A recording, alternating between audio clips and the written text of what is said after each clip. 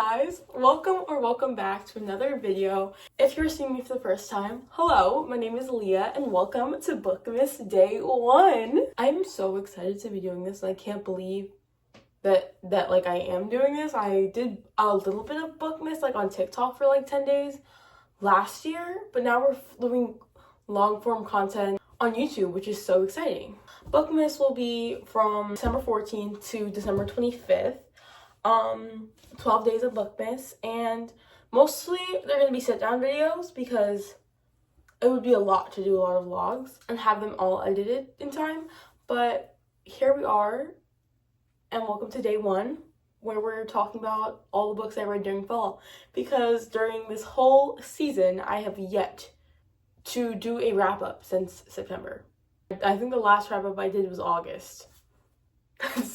That's wild. We're gonna start with all the books I've read from September to November. Warning, it is not a lot. The amount of books I read within the span of the 3 months is the amount of books I would normally read in 1 month.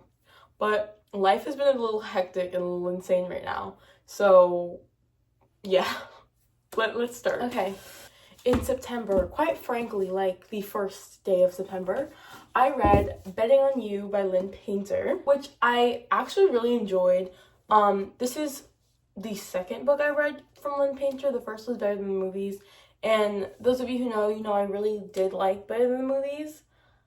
And this was just wow, her writing got even better. This book follows Charlie and Bailey, who first meet while they are on a plane, both going, I don't even know where they were going, but they both meet on a plane. She sees him and he kind of interrupts. He cuts the line on the airport line, and she sees that and she's really annoyed by it. Kind of a pet peeve of hers. She doesn't like that, but she's also the type of person who has very specific things about her. Is very particular about the way she does a lot of things, if that makes any sense. Charlie's a very outgoing, friendly, comedic guy. Bailey, she's kind of nerdy. I would say she speaks her mind, but also has been a minute since I read it. Back to the synopsis of it. They meet on the airport and she's pissed off that he cuts the line. And then when she gets on the plane, she finds out that she's actually sitting next to him for the whole 8-hour plane. And it's just I can't believe I have to deal with this guy for 8 hours. And that kind of is the first chapter kind of synopsis. But then the whole story kind of is a couple years later, they meet because they are working in the same place. And it's kind of a forced proximity. I would say enemies to lovers, but it's a romance. It's a young adult romance, so it's they don't hate each other that much, but there is a little bit of dislike there. I think I rated this a 4.25 originally. If I were to rate it again, I'd probably give it a 4-star, but I did really like this book. I really like Charlie. Charlie in a lot of ways reminds me of Wes. They are written by the same author, but I heard a theory somewhere that they're cousins, and my friend told me that they're cousins, but I don't remember that being in the book. And supposedly, no. Actually, I think it's in another book that they're mentioned. But I think Wes and Liz are mentioned in this, or it's the other way around, and nothing like the movies. But I'm not sure. I did annotate this a lot. I had to read this for summer reading, which that's how you know it was that long ago. There was some Taylor Gracie mention. No, there was a Gracie mention in here. That's what it was. There was a Gracie mention in here, which, as you guys know, Gracie's my favorite music artist, so love that. Yeah, I really liked it. The quotes in here were great. The story was great, especially the end. It was a good book. And then in October, the only book I read in October, as was that the only book I read in September, Nothing Like the Movies. I loved this book so much. I love this book so much. This is the sequel to Better Than the Movies by Lynn Painter. Same author as the book I just talked about. Oh my god, this book was amazing. As you can tell by the annotations, I loved this book. I loved the characters. This is the sequel, and it takes place, it's Liz and Wes in college, and kind of something happens which kind of has a domino effect. Because this plot point thing happens in the first couple chapters, it's probably It was probably like on the inside thing too. Like if you read this, you'd probably find that out. And then things just go downhill from there, and they just keep going downhill until something happens. I'm not gonna spoil it. I'm gonna leave you at that. But it takes place with them at college. They both go to UCLA, and I just really loved getting the college aspect from them. And I love how Liz's character grew so much. She's like, I want to say unrecognizable from the first book, but I wasn't like a big fan of Liz's personality in the first book. So seeing her in this book and being as outgoing and kind of becoming more herself was just amazing, and I love to see it. And I love this book. And Wes, you wouldn't think Wes could get any more perfect, and then you read this book and he does. The quotes.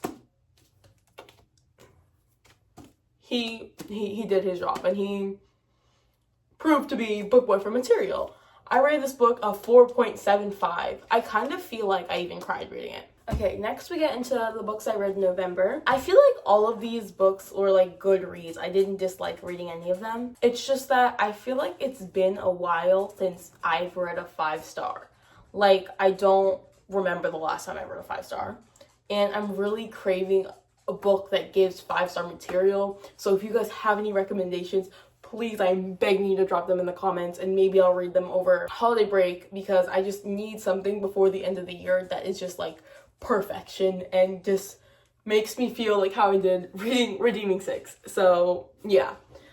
Also, preferably emotional, because I love those emotional reads that are like romance and just like they're just like, they're like this, and I just love them.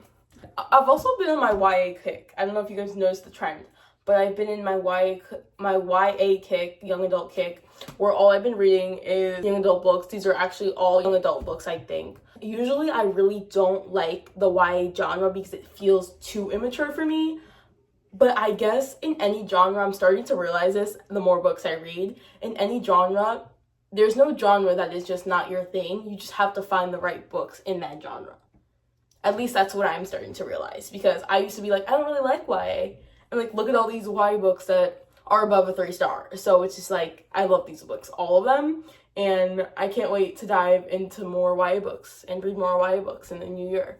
The next book I read was The Way I Used to Be by Amber Smith, I believe. I was not expecting this book to be the way it was. I knew the plot line, I knew what it was about, and I knew the heaviness of the topic. What I didn't know is the turn that it was going to take and the way the character was going to evolve based on the event that occurred. This follows Eden McCrory. One day, she's hanging out with her brother and her brother's best friend. She goes up to her room and something horrific happens in her childhood bedroom. And that event follows her throughout all of high school, probably throughout her whole life. It's a very devastating topic, and what I will say is, if you do plan on reading this, look up trigger warnings, because it is very, very deep and touches a lot of different topics that are deep and triggering to some people. I'm pretty sure you've probably heard of this book because it's like a well talked about book, I feel. After this event happens to her, it kind of just takes you through it's freshman year to senior year. You see the way that this event that happened evolves her personality and her habits and her kind of way of being. I guess it shows the significance of how one event can change your life. And I do feel like it's a meaningful story and something that I'm very glad I read. But there really isn't a but. Like, I think this story was told in the way it was supposed to be told. I don't really have any objections to that. It's just that, personally, I wasn't expecting her personality change to go from what it was to what it ended up being. A little bit of a romance plot in it, but I wouldn't really consider it a romance. It's kind of like, I guess you could call it a situationship. And then I just feel like a lot of things are important about this book.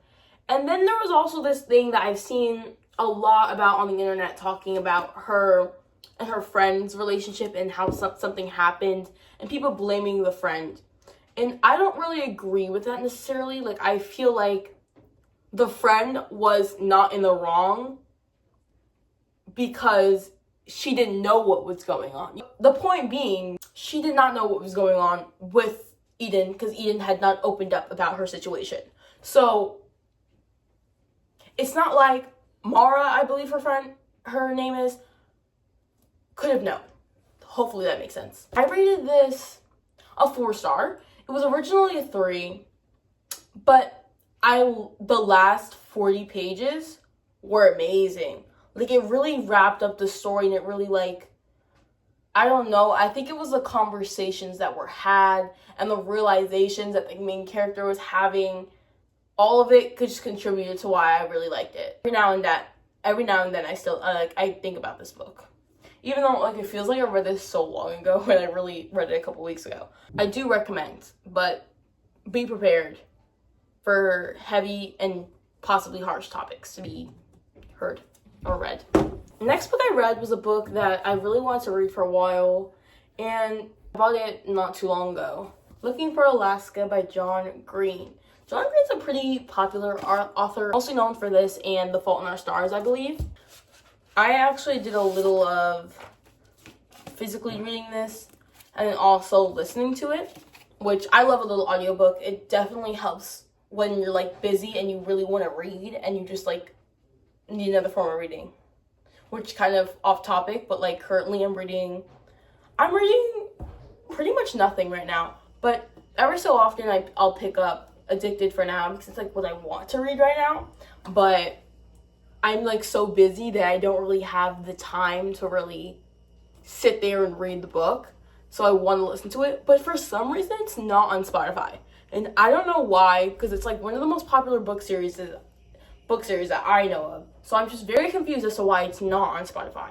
Looking for Alaska follows Miles Halter. He's from Florida, and then I think it's Alabama he goes to, because he goes to this school, Clover Creek, to kind of have a better experience, because where he is right now in Florida, he has no friends, he's miserable, he's sad, he just doesn't have the experience he wants, I guess. And so he goes away to school at Clover Creek. On the first day of school, he becomes acquaintances with his roommate and then friends with his roommate, and then kind of jumps into that friend group that his roommate's a part of. And they're all these kind of cool group of people. They give each other weird nicknames, and it's really cool. I really like it. Then something happens to somebody in the friend group, and then they kind of try to figure out this sort of mystery. So I kind of went into it thinking it was a mystery book of some sort, but then reading it, it's not a mystery. And I was kind of disappointed with the outcome of what we're gonna call a mystery. So I think I rated it a 3-star. It's been a minute. I'm pretty sure I rated this 3 stars because I did like it, but then the plot twist, for one, did not expect it in a million years. And for 2, I wasn't a big fan of the turn it took. Like, I feel like we could have made that mystery a better and bigger mystery. Hey, I'm glad I read it. So, yeah. That concludes day 1 of Bookmas. I hope you guys enjoyed this video, and I hope to see you guys tomorrow in day 2. I'm very excited to be doing Bookmas for the first time. I hope you guys enjoyed them, and if you're new, I hope you guys enjoyed this Bookmas video. You guys can, like, comment anything, what you guys read in fall, or just holiday things. You guys can ask me questions or whatever you guys feel like. And of course, if you want, you can subscribe. I hope to see you guys tomorrow in day 2 of Bookmas, and happy holidays. Bye!